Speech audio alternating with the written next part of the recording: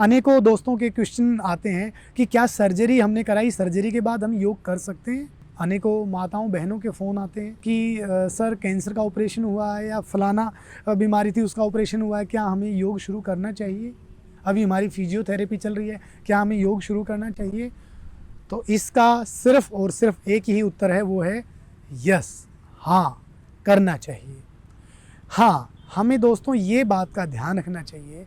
मैं सभी अपने श्रोतागणों को, दर्शकों को मैं बताना चाहूँगा कि हमें ये बात का ध्यान जरूर रखना चाहिए कि सर्जरी कौन सी हुई है, उस सर्जरी में अच्छे योग्य योग अध्यापक के निरीक्षण में कौन सा योग हमें करना चाहिए, ये हमें बिल्कुल ध्यान रखना चाहिए। देखो, जब सर्जरी होती है तो हम दो तरह से जो है हम वीक होते हैं। शारीरिक रूप से तो हम वीक होते ही होते हैं, हम मानसिक रूप से भी वीक हो जाते हैं। अरे अब ये इतनी बड़ी सर्जरी हो गई, क्या मैं पहले जैसा हो पाऊँगा, क्या पहले जैसे मेरे अंदर एनर्जी रहेगी, या क्या मेरे सभी बॉडी के पार्ट पहले की तरह स्फूर्ति के साथ, तंदुरुस्ती के साथ कार्य कर पाएंगे।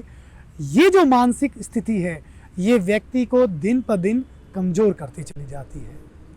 देखिएगा, जब आप ऑपरेशन के बाद, अनेकों इस तरह के ऑपरेशन हैं बॉडी के, या अनेकों इस तरह के जो है इलाज हैं शरीर के कि जिसमें बहुत सारे फिजियो का भी सहारा लेना पड़ता है, फिजियोथेरेपिस्ट का सहारा लेना पड़ता है।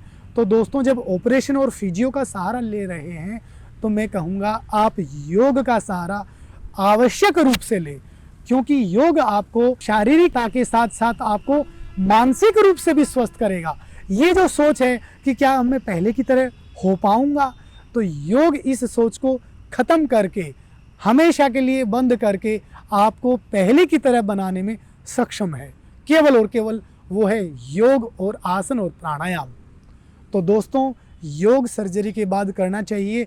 अब हम बात करेंगे, जैसे हार्ट की कोई मेजर सर्जरी हुई है, कोई स्टंट आपके अंदर डले हैं, मेजर स्टंट डल गए, कई सारे स्टंट डल गए, या तुरंत सर्जरी हुई है, तो उस दौरान आप सिर्फ और सिर्फ भस्त्रिका प्राणायाम करें।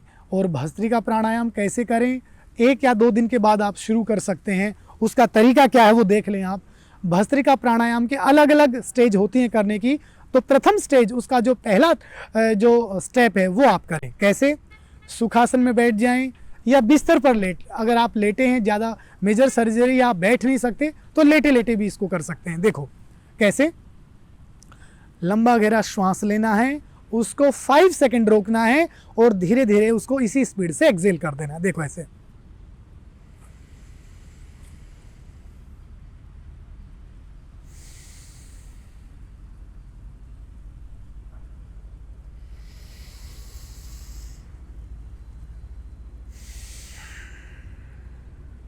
इस तरह से आप 20-20, 30-30, 20 से 30, 20 to 30 टाइम्स इस भस्त्रिका प्राणायाम को शुरू कर सकते हैं। आराम से इसको सुबह शाम दोनों समय आप कर सकते हैं।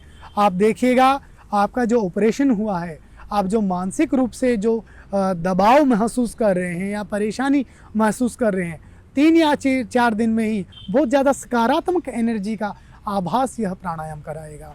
अब जैसे मैं बात करूं, अगर आपको बॉडी में किसी पैर की सर्जरी हुई है, कोई ऑपरेशन हुआ है पैर का, नेवल से नीचे का कोई पार्ट है, तो आप अनुलोम विलोम प्राणायाम भी कर सकते हैं। आप सहज भस्त्रिका भी कर सकते हैं और सहज कपालभाति भी कर सकते हैं। अनुलोम विलोम प्राणायाम से सब लोग जो है वाकिफ़ हैं, इससे परिचित हैं। मैं फिर भी एक बार बता देता हूँ।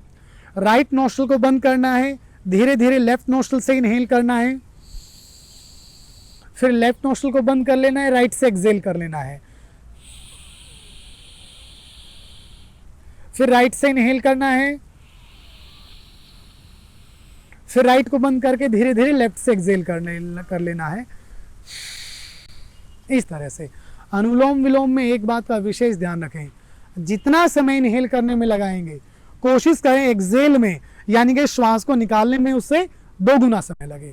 तो अनुलोम विलोम जरूर करें। सहज भस्त्रिका जो मैंने बताया है, धीरे धीरे से इनहेल, धीरे धीरे से एक्सेल, ये जरूर करें।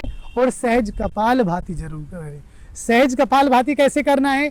2 सेकंड में एक स्ट्रोक लगाना है। देखो, किसी भी सुखासन में आप बैठे अपनी सुविधा में आराम से ऐसे।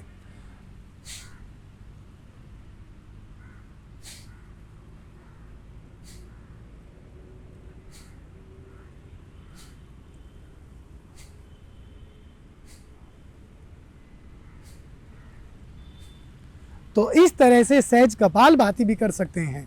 और जैसा मैं बता चुका हूँ, हार्ट की या मस्तिष्क की कोई भी मेजर सर्जरी हुई है तो उस दौरान आप सहज भस्त्रिका प्राणायाम ही करें। और उसके बाद जब उस सर्जरी को 1-2-3 महीना हो जाए तो किसी अच्छे एक्सपर्ट योग अध्यापक के पास जाएं, उसके निरीक्षण में अगले जो प्राणायाम हैं उनको जरूर करें, आपको बहुत ज़्यादा लाभ मिलेगा। इसी बात के साथ मैं अपनी वाणी को विराम देता हूँ। नमो नमः।